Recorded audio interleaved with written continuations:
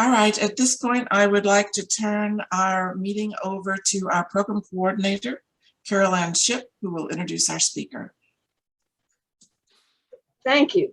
Now, one of the problems with doing all your correspondence via email, you're not totally sure how people want to be, how their names and titles and everything pronounced. So I don't know if Jacqueline is Jacqueline or Jacqueline, and if her name is Couti or what. But anyway, we're going to just go with that, and she can correct me if she needs to. She is, Dr. Couti is the Lawrence H. Favreau Associate Professor of French Studies and Associate Director of the Center for the Study of Women, Gender, and Sexuality in the School of Humanities. And there are just lots of wonderful things I could tell you about her, because she's done all sorts of wonderful studies, and she knows wonderful things. One of the things that she did in 2020, she organized and hosted a conference, Des féminismes noirs en contexte post-impérial français, histoire, expérience et théorie in Paris, which marked a watershed moment in the reconceptualization of France and Francophone Black womanhood. Now, I know nobody else here has done anything like that. And she also has, the French courses she teaches are so interesting. Nothing like that when I was at Rice. French Caribbean echo criticism, gender around the world, Shakespeare in the Caribbean, major literary works and artifacts in the Francophone world. Now, she has 2 recent volumes, and I'm not sure that she's published, and I'm not sure what the difference is. One is See, Sex and Self, Sexuality and Nationalism in French Caribbean Discourses, 1924 to 1948. And then Dangerous Creole Liaisons, Sexuality and Nationalisms in French Caribbean Discourses from 1806 to 1897. That came out in paperback this year, and the French translation is coming out in 2022. So I'm looking forward to all the wonderful things she has to say to us. So Dr. Couti, it's all yours. Thank you, Caroline. I love your introduction. I was like, oh, she's talking about someone who is so interesting. Oh, might be me. I would like to thank you all for your invitation. I really appreciate the interest of the Society of Rice University Women in my research. And I'm also happy that you're here with us, during your lunch break, if you're in Houston. So I hope the discussion we'll have today will be good food for thought and good food for the soul. And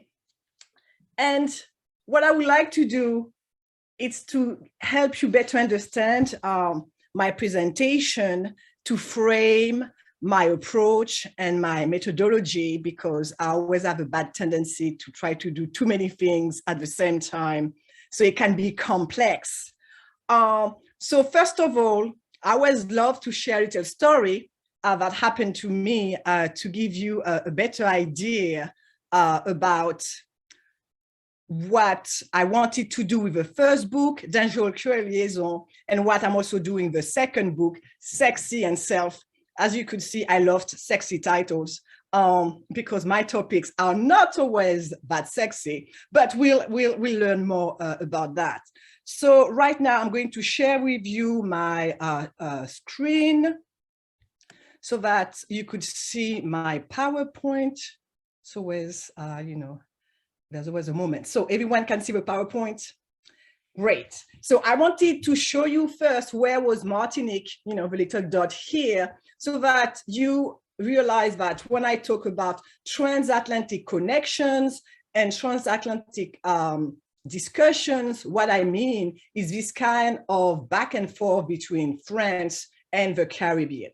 And sometimes also back and forth between the Caribbean themselves and sometimes with North America. So it's what I mean by transatlantic. And I think that a visual, is always very important to understand that. And also to better understand my notion of danger Creole liaison. So here's a little story. So in 2004, when I was working for an American study abroad program in Paris, not even Paris, in Lyon, I decided to tour the Basilica of Fourvière. So you could see it's a beautiful cathedral on top of a hill.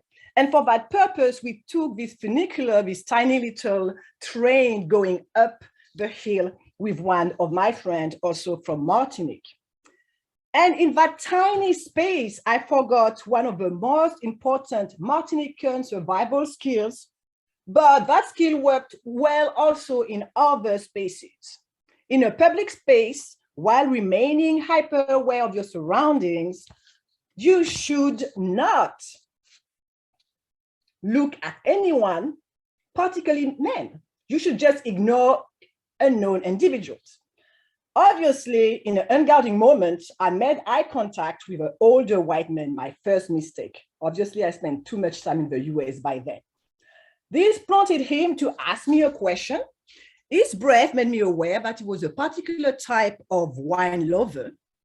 My friend was staring at me, and I could see clearly in her eyes that she was saying, "Do not answer, don't you dare." Of course, I wanted to be polite, my second mistake. So his question was very simple, loaded, "Where are you from?" My answer was to the point, "Martinique," or so I thought. And suddenly in the funicular, all hell broke loose as that car became a transient, mobile, transatlantic, sexualized space that destabilized my idea of self. It started to reminisce and launch into an enthusiastic discussion, though disturbing monologue, that I remembered as follows. "Martinique, ooh, that is paradise.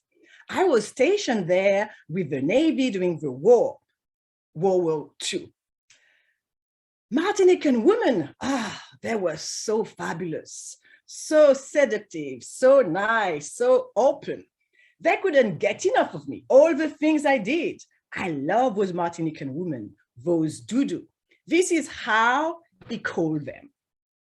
And the Doodoo is the kind of archetype of the seductive women from the French Caribbean in the French imaginary, or the kind of French psyche, filled with eroticism and exoticism. And then he looked at me. Oh, the way he looked at me. There's not enough Clorox detergent to cleanse that look. As this man reduced the island and implicitly the sea to a sexual playground and Martinican women to sexual playmates, the carnal and sexual overtone of his monologue were unmistakable, at least for me. He was literally drooling, really. Despite his destitute state and the alcoholic odor in his breath, he felt at that moment very empowered, very proud of himself. I stood there mortified and at a loss. I felt slightly powerless. My friend was dying of laughter in a corner of the funicular, ignoring me, showing no support whatsoever. Everyone was looking at me. I could not wait to escape the funicular, which seemed to get smaller and slower by the minute. So what's important and what I wanted to share with you is that during my encounter in this funicular, I was a Black woman reduced to a kind of sexualized and also exotic representation, a tropical siren, seductress, though this is really not who I am. And similar, if you know Aimé Césaire, which is a famous politician poet from Martinique, in his very famous poem, Retour d'un cahier au pays natal, in my return in my native land, he talked about the same experience, but of a Black man in a train and facing the white gaze, looking down at him. But in that space, I was not a Black man, I was a Black woman. And for me, that space became a kind of transatlantic space for negotiation between colonial and post-colonial discourses around race and gender. Black women suddenly being reduced just to this exotic and sexualized symbol. In that space too, then, for me, the funicular became kind of very political. The personal was very political, to borrow the slogan wave of the second wave of feminism in the 1960s. So I'm sharing this story with you because I want to highlight the importance for me of the connection between personal experiences and wider social political issues. So some people could say, oh, it was just playing. But for me, this old man's playful representation of Martinique and its women was anything but innocent. Through the construction of Black sexuality, through his white gaze, for me, it was portraying and manifesting at the same time hidden mechanisms of power that exploit the imaginary construction of otherness to assert the dominance of an individual or a group over others, deemed mere objects of distraction and pleasure. And then I was wondering, and I realized also that his sexualized characterization of island women belonged to a long exotic and erotic tradition. So I was interested in that tradition. Where did it start? What can I say about it? So what I realized quickly is that this tradition was a part of what I call a cross-pollination of discourses, a mixture of several discourses, mostly masculine discourses and imaginaries, ways to recreate fantasies, also masculine fantasies. And these discourses and imaginaries kind of fertilize each other. And we could use the term Creolization to remind the colonial project, how you have different cultures getting together and then you have a creation of something new and unexpected. But what I want us to concentrate on right now is how the sexualized female body of the Caribbean women remains a floating motif with changing meanings, but is always a cultural and political icon on both sides of the Atlantic. So this is what we'll be discussing in my book with Dangerous Creole Liaison. I decided to start this tradition somewhere, so I was like, why not start with 19th century? But as the title suggests, it's an older tradition, because if some of you must have heard about this book by Chordelot de Laclos, Les Liaisons dangereuses, Dangerous Liaison. There's many filmic adaptation in the US about that particular text. And this text reminds us that libertinage challenges societal dictates in the 18th century. That particular novel by Laclos is an epistolary narrative creating a textual web of seduction created by two sadistic libertines. We have the masculine or masculinized Marquise de Merteuil and the mercenary, beautiful, and very attractive Vicomte de Valmont. And they're fighting around a pure aristocrat's woman called the Présidence de Tourvel. So I read their gender duel over the body of the virtuous President de Tourvel as the symbolic fight between two masculine adversaries over an object of desire whose possession defines who is the dominant one. And I decided to take Laclos' symbolic and erotic feud as a framework for my discussion of libertinage, seduction among white Creoles in Martinique and Guadeloupe, at the time colonies of France. And white Creoles were French colonists who were born in these colonies. And my text, Dangerous Creole Liaison, I see it as a kind of archaeology, the way that Michel Foucault puts it, meaning a reevaluation of historical conceptions and their relationship to knowledge. I really believe that at particular moments in times, representation of women, no matter what their colors, but I picked particular ethnic groups because of my the region I'm looking at, says something about the socio-political making of that particular time. So personally, I delve into representation of sexuality in Martinique and Guadeloupe, but also in France, the way France looks at Martinique and Guadeloupe, its two colonies at the time, to unveil the divisiveness within the French nation and the complicated tension surrounding republicanism and its ideal. Because for me, relationship between sexuality and nationalism are very close, because I'm just looking at symbolic representation. So in my study, I lay bare the connection of a particular colonial discourse. So the connection that this discourse has created between nationalism, colonialism, racism, a lot of isms, but also sexuality. My book, Dangerous Creole Liaison, analyzes largely white male writers and their discourses and this kind of fantasies of imaginaries they are creating in their text.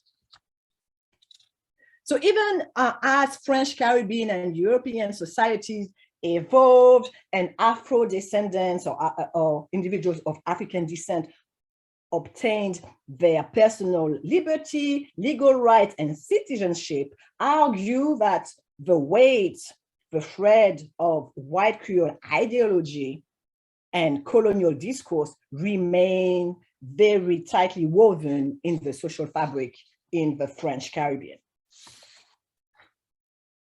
So to be more precise, my book addresses allegorical transformation of female bodies into national symbols in a broad corpus of underutilized texts, mostly by male writers, because I'm fascinated by the way men recreate womanhood and femininity.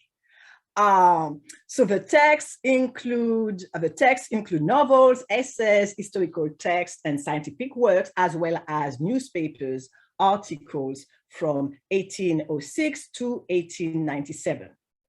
So I believe that my writers, in their effort to conquer geographic and political landscapes, in their text, they often create a vision of political sovereignty that co-opts feminine corporality or feminine bodies as a symbolic territory. So Dangerous Creole Liaison dissects, cuts into little pieces, examine a masculine discourse that initiates a gendered and racial rhetoric about victimization. White women in these texts are often victims, Black women often or too often victimizers. This discriminatory imagery belongs to a strategy for cultural, if not political, dominance that white Creoles first deployed in the 19th century. And you could see those free women. This ideology conveys a hierarchy of desirability through a feminine triad based on skin color, skin tone, and sexual potency. So I'm sure you know where I'm going with that. So the white women, which for the French Caribbean would be called La Creole. So Creole for us means white women at that stage. Then we have the light-skinned, almost white or golden mulatress. So she's supposed to be the best between the white Creole and the darker skinned women. So she's the most sexualized and attractive in those kind of discourses. And then, of course, you have the Black woman, the dark-skinned woman, which is at the bottom of this ladder of desirability. In this gendered and racial pyramid, the white woman serves as a reference model for ideas of purity, virtue, victimhood, and beauty. Any deviation threatens the norm. So whenever you have a young white Creole who's not following the rules, that's problematic. This skin color certification, also called colorism, exposes a power structure that privileges light-skinned individuals over dark-skinned ones in the Caribbean. The whiter, the better. Not saying that's good, but this is just the way things are. This categorization justifies dichotomies such as the opposition between the chaste white Creole and the lascivious, over-seductress mulattress, or the animalistic Black women, the negress. Over time, though, political trope around the desirable mulattress tend to overpower images centered on the pure white maiden. It remains that all these representations of female bodies constitute a powerful site of memory that lifts the veil on the specificities of nationhood in the French Antilles. So just in case you will think that, symbol of a nation, the French Antilles are over-sexualized, let's go to Marianne. And let's talk quickly about the national allegory of Marianne that you will see on the other side. To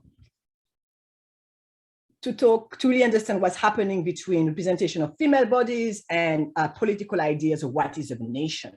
In metropolitan France, the combative figure of Marianne symbolized the new French Republic in 1792. As the image of the seal that you could see at the bottom on the kind of metallic round thing of the French Republic, Marianne was depicted as a young and resolute but belligerent woman personifying liberty and reason. But by 1793, a more violent and aggressive image of Marianne replaced the initial conservative portrayal of this Republican symbol. The bellicose allegory in political discourse underranked several transformations. Marianne became a mother, Marianne became kind of teacher. So just to show how with a different political regime in France, Marianne as a symbol is going to be manipulated and also changing. So for those of you who had the pleasure to go to France, you will see that statues and paintings dedicating to Marianne's glory are everywhere in France, particularly when you go to a town hall, what we call a mairie. To come back to my discussion of my white Creoles, I wanted to say that I started Dangerous Creole Liaison with Les Amours de Zemedar et Karina, so which is the love between Zemedar and Karina, a novel published in 1806. Because I believe that Traversée rewrites local history in an eroticized fashion while extolling the oligarchy's attachment, the French elite attachment to the French monarchy. It delineates the virtuous white Creole woman, meaning here Karina, as a symbolic space under attack because a French libertine is after her. The first chapter in Dangerous Creole Liaison thus explores the national implication of the politics of victimization that Traversée inherited from early colonial period. So it complains that France forgets about all the greatness and input in Frenchness that French colonists in the Caribbean have been, inputting, doing. In 1806, for a French audience, this author re-articulated discussion about victimized white Creole and underscored their forgotten contribution to French nationalism. He presented a political and cultural propaganda that reevaluated the old monarchic regime in an ambivalent fashion, particularly in response to Jacques-Henri Bernardin de Saint-Pierre, the writer of Paul and Virginia. So I'm also discussing Paul and Virginia in my study, 18th century vision of Creole culture. In Traversée's novel, representation of sexuality and the threat of forbidden matrimony portrays a victimized Creole society struggling to define and protect its idea of a new nation, which is different to the new revolutionary nation that you have in France. Because at the time, this white Creole in Martinique, they're still for and supporting the monarchy. So, of course, I'm not going to talk about all the books, but I wanted to concentrate on the first one so that you could see how discussion about libertinage, how discussion about love are also very political, and then how the woman character just become a kind of, she's not really a real person. She's just an element helping the writer making a point. Then my study ends with René de Bonneville and his serialized novel, Le Triomphe d'Églantine, Églantine's Triumph, of 1897. So I wanted to have this kind of historical approach to see how from the beginning of the century till the end of the century, how the women and their representation are going to improve. So with Bonneville, which is still a white Creole, is the first white Creole to depict a woman of color as a positive agent for French colonialism. Indeed, Églantine is a former paramour. We still have to, throw some sexiness in there, but she becomes a successful entrepreneur. Thus, she symbolizes an industrial working class on its way to embourgeoisement, meaning migration into middle class. So this mixed race woman becomes to represent more Republican values, at least for Bonneville, because Bonneville literally was ignored by other people from his, I wanted to say caste, I would say from his group, because he was too supportive of people of color and not enough, like a defender of whiteness at the time. So in this year, I approached 19th century novels, particularly as archives of mental representation. I really believe that the way a novel is articulated, depending on the time, tells us something about that time. I'm not saying it's true, but I'm just saying a novel can tell us how a writer, has connection with his time. So when I look at novels, I focus on the noxious and persistent interconnections at the heart of the sexualized imaginary understudy, what I term dangereux Creole liaison, as I told you at the beginning. By emphasizing the sexualization along with the interchange and cross-fertilization of knowledge and idea at play in the discourses I examine, I privilege the notion of cross-pollination and not so much creolization, because cross-pollination for me has this kind of sexual undertone. And, you could think about nature and seeing a bee going from one flower to another and spreading a lot of the pollen. And at the end, you don't know where the discourse is coming from. You just know that those ideas are being pollinated by something. So my research joins a growing body of criticism, including the work of Fritz Bonghi, Christopher L. Miller, Maeve McCusker, and Marlene Doubt. All those scholars advocate for a more complex approach to studies of 18th and 19th century French and Francophone Caribbean. One that goes beyond the established corpus. People are always, most of the time in Francophone and Caribbean studies, we'll be looking at 20th century writers like Aimé Césaire, the big canonical giants, but I'm looking at forgotten writers because I believe they have something important to say.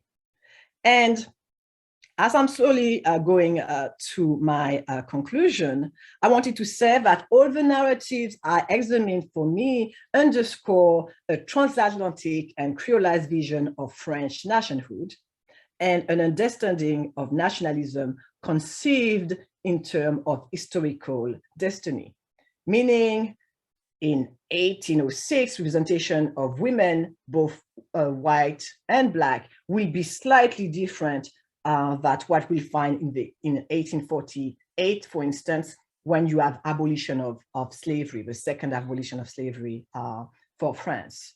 So I believe each representation of women's bodies tell us something about a particular historical moment. And I will quickly talk about what I think is important, because after looking at all those representations, I realized that this corpus is not only an archive of a given social imaginary, but it's also what I term a dominant fabrique of cultural production. The French noun fabrique, unlike his English language counterpart, refers not only to the place where manufacturing occurs, factory, but to the process by which it occurs, manufacture, as in the manufacture of computers.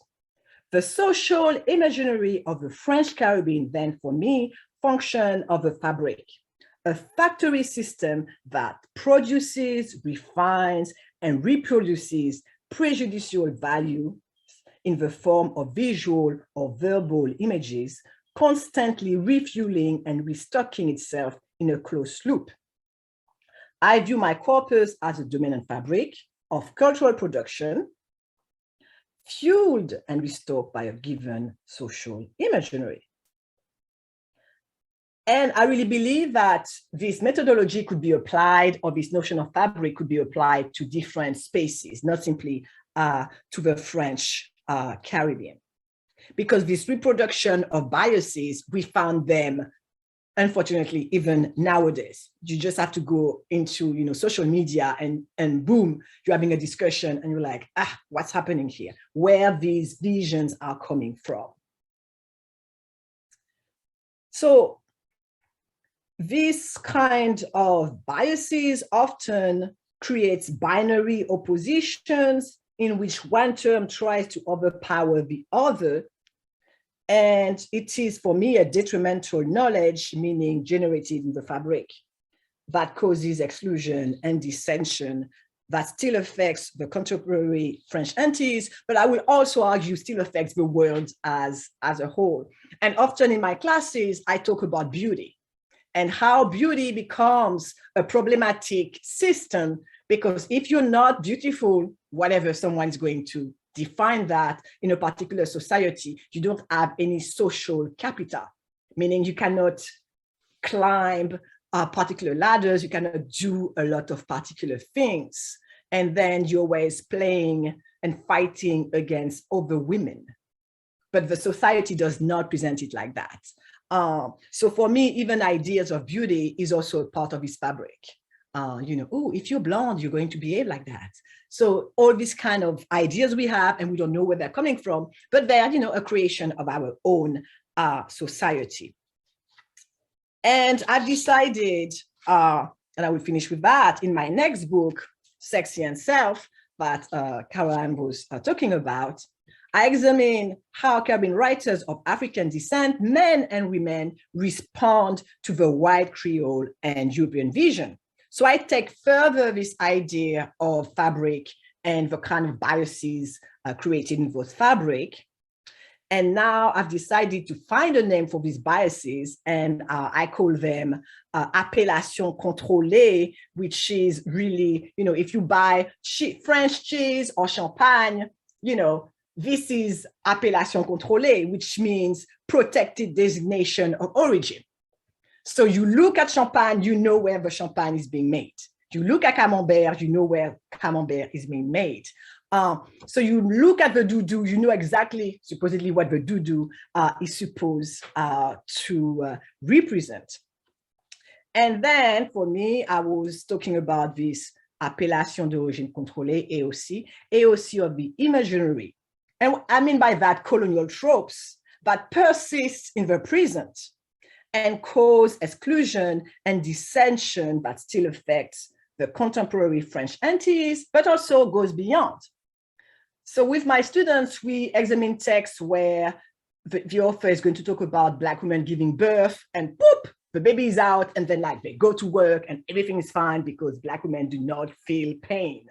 And then I had students telling me, oh, wow, we've been doing work in Texas and mortality among people of color, and how sometimes the medical field is not always going to be supportive of women of color because they don't always believe they feel pain. So this is what I mean by this outset of the imaginary. They were born during the colonial time, but sometimes some of them persist. So that's why my work for me is important, because I look at the past, I look at Martinique and Guadeloupe from the French colonies, but when I talk to my students, then we realize that some of my methodologies or some of my approach could be also used for another space. Because, well, remember the map, Martinique and Guadeloupe are not that far from the US, just saying. So my little conclusion, notion of Blackness and whiteness in the French Caribbean remain entangled with French Creole and French continental principle of whiteness. In order to throw off the yoke of the colonial past, to completely divest ourselves of what is dangerous, we must understand the mechanism that generated these houses, these colonial tropes, and give them such a staying power, such a longevity. And of course, we must see them for what they are, creations, no truths, or worse, the truth. Thank you so much. And do we have questions? Merci. So I will stop sharing my screen so that we can start our discussion. Well, Carolyn, I hope you'll monitor the chat line and see if any questions came in. I actually posted a question, which you sort of answered already, because you explained that your book covers novels as opposed to actual historical figures.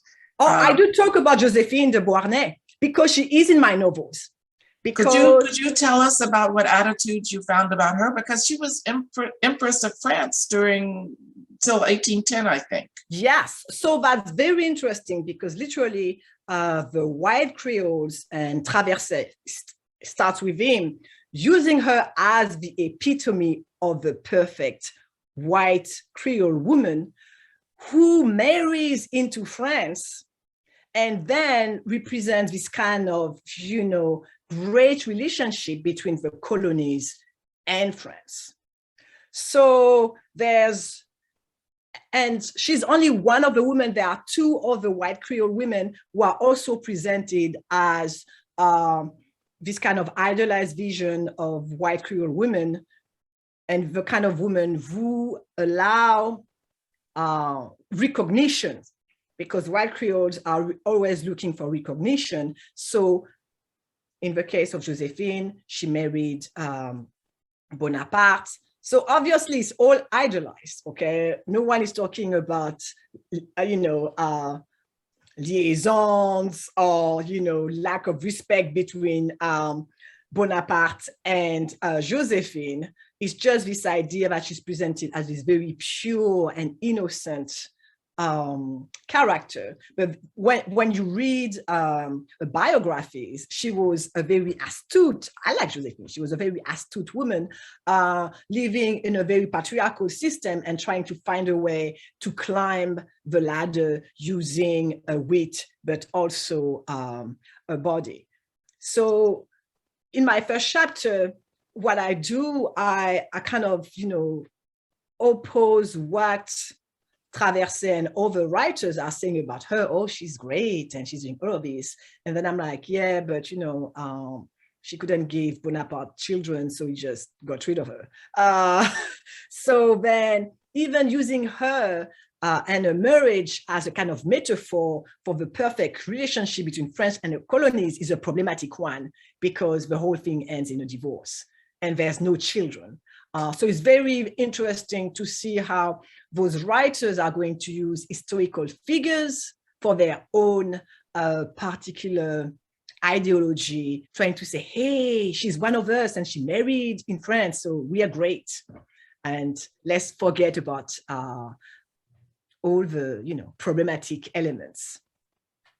I find that very interesting because I had the impression that she was considered a scandalous figure because she was a divorcee.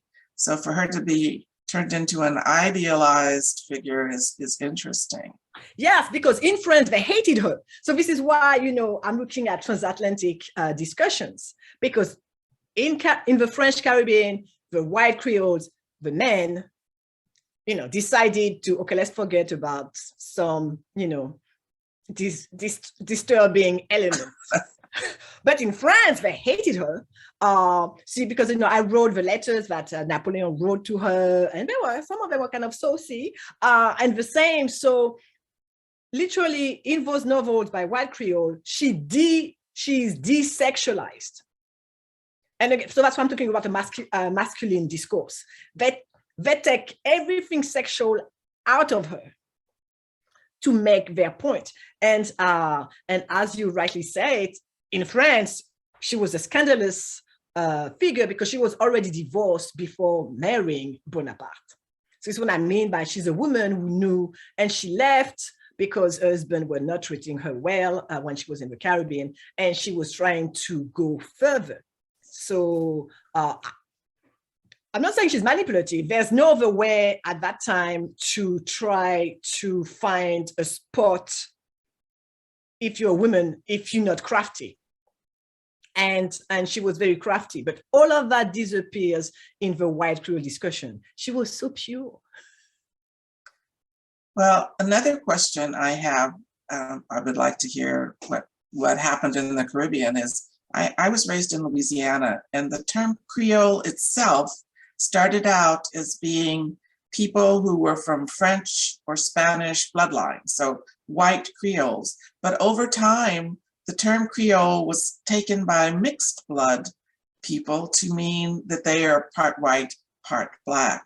And other people, if you're not from Louisiana, don't really understand what Creole means, and that there's actually two meanings of Creole. So you were saying at the beginning that La Creole is the white Creoles, but yes. Is Creole also used now just to talk about mixed blood people? Yes. But because in 19th century, and I was talking to you about this kind of pyramid of women, I wanted to be clear that when we say La Creole or La Belle Creole, at that time, it was white. But of course, La Mulâtresse is also in Creole.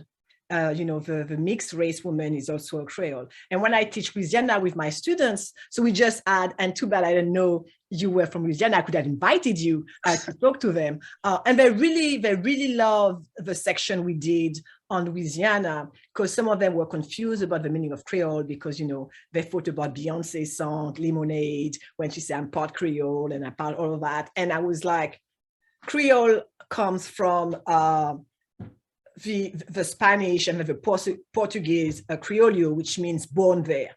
So originally it was any white colonists born in the colonies. And then when they brought, so the way I make a difference for my students to help them understand the historical changes is that Le Creole is a noun.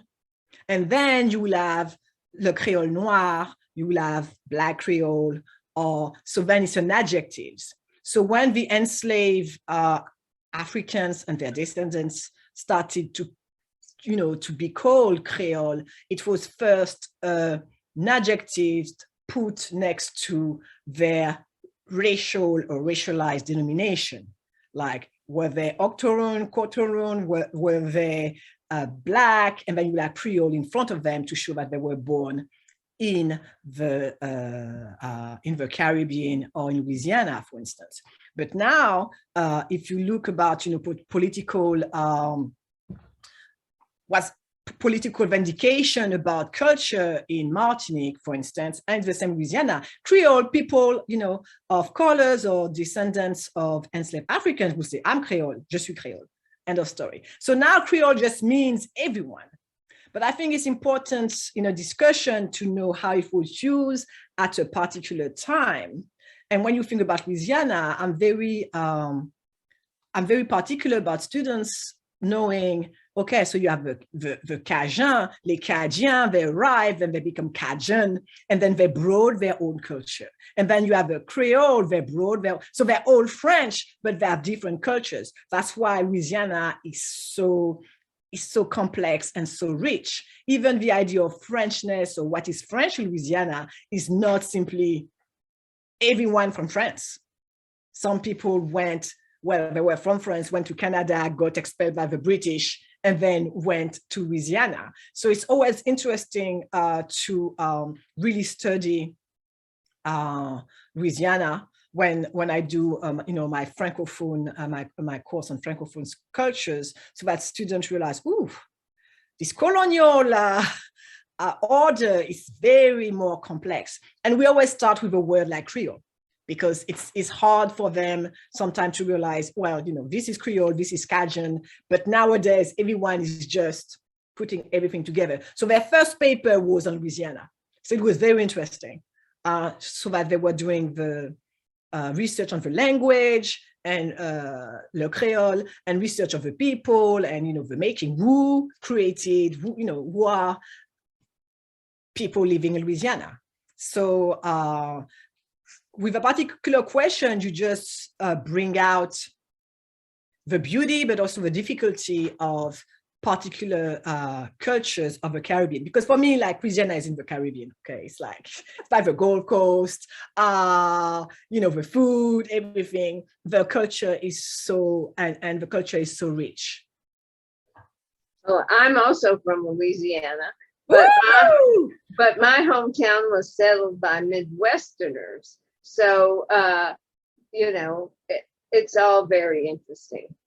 One of the things I was noticing is I've just recently read the book Caste.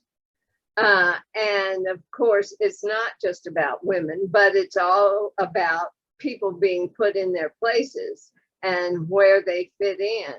And it really dovetails nicely with all the things you're saying about, people have their places and that's where they fit in, and you don't really get to rise above where you're born. Yes, and you think that's normal until you decide. That's why I always tell my students, go abroad, live wherever you are. You may be traumatized because people are going to do things there that you will find like, oh my God, what is wrong with those people? Then you will realize that what you think is the truth it's not. What you think is very important, you realize you go to another country and this is not, how they see the world. So it's also challenging, but I think it's also kind of liberating to realize that you don't need to stay in a box because society puts you in a box. And it's hard to get out of the box. That's why I'm in the US, not in Martinique at the minute, or in France. And I used to be in England also. So interesting to see how different spaces will allow you to be more you, if you see what I mean. But if you stay at a particular space, you're just stuck down there, end of story. And that's, I think that's kind of traumatic, and that's kind of sad. So that's why I was talking to my students about, circumstances in life. It's not that people don't want to do things, but they've been put, or their society have been organized in particular ways, but it's almost impossible for them to understand that they can do more, that they can go beyond expectations. So that's why when I talk to my students, I think it's important for them to understand the way of structures, different type of structures. So they're saying, oh, poor people. I'm like, no, they're not poor because they're lazy, if I don't do anything and life is unfair. No, you have structures preventing them to do more. So that's why some people just leave their countries on tiny boats, even they die, and they try to go to other places because they're trying to change their circumstances. So yeah, so Caroline, that's a very good a very good point about how sometimes we believe that things are normal or they're just, they're natural. This is how things are. But, no, this is not how things are. Someone has decided it would be that way. And sometimes you have to be the annoying person and be like, well, what about doing it in a different way? Well, I don't want to, I just have one other thing to say because I don't want to dominate, but, I graduated with a French degree over 50 years ago. And of course, one of the reasons I'm so excited about all the things you teach is that all I was taught was French literature and not really much in the way of speaking or any other cultures. And when I heard there wasn't a French major anymore, I was sad. Well, now I realize there's a French studies, and that's so much more appropriate in this day and time. And so I'm so excited that you came and talked to us today and taught us all this wonderful new information and stimulated our minds. And so we thank you so much. And I think everybody learned a lot. Thank you for your invitation. It was my pleasure to be here today. So let me just say, does anyone else want to ask a question? We still have a few minutes. We could be very open to anyone, and just unmute yourself and ask if you have a question.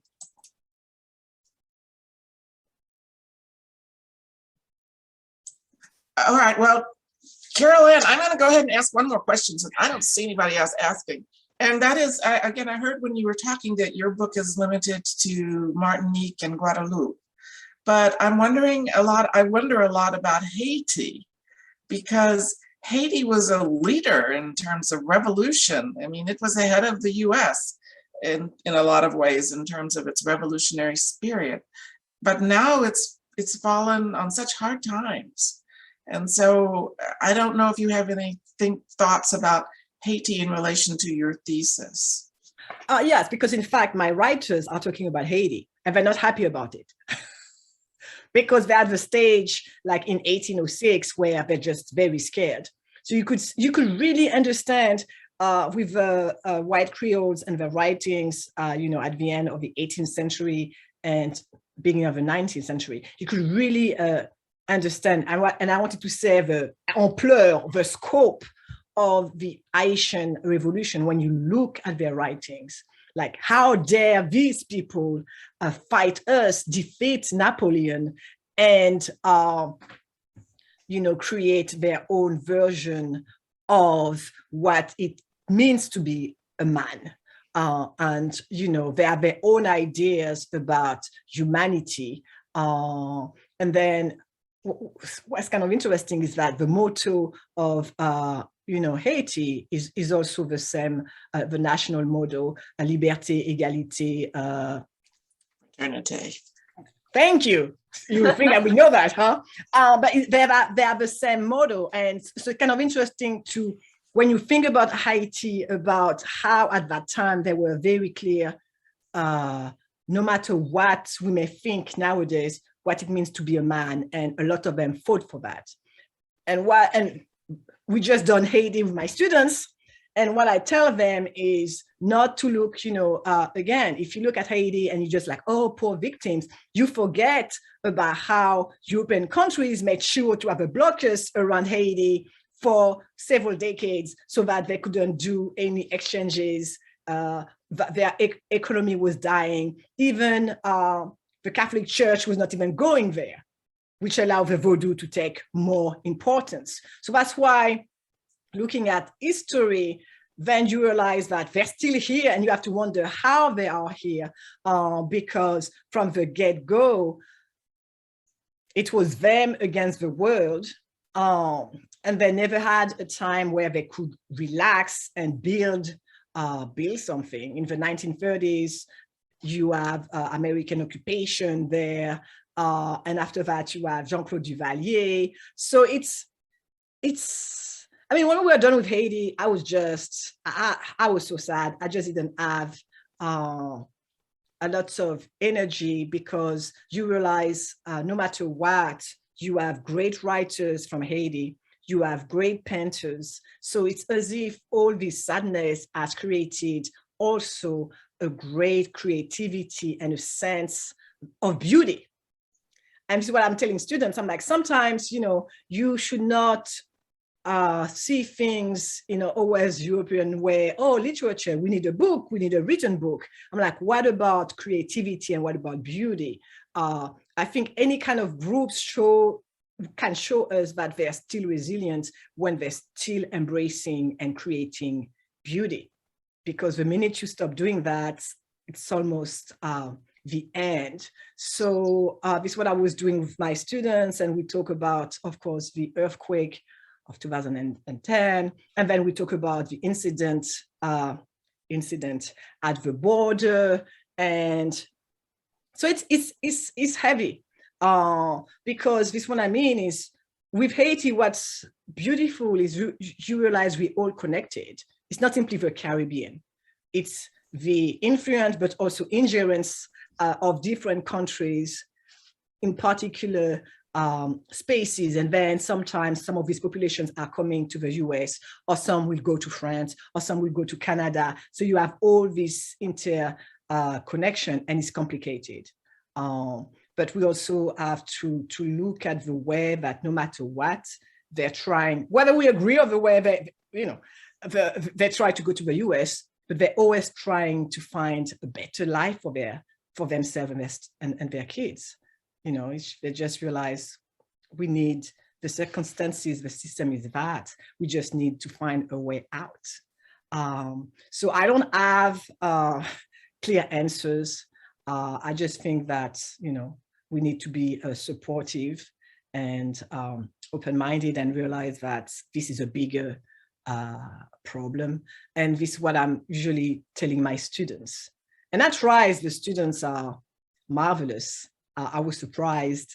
When I say surprised, what I mean is they're very turned to social justice, and they really want to make a difference in the world. And they're listening to both sides or all the sides, and then they make their decisions, and they are very astute.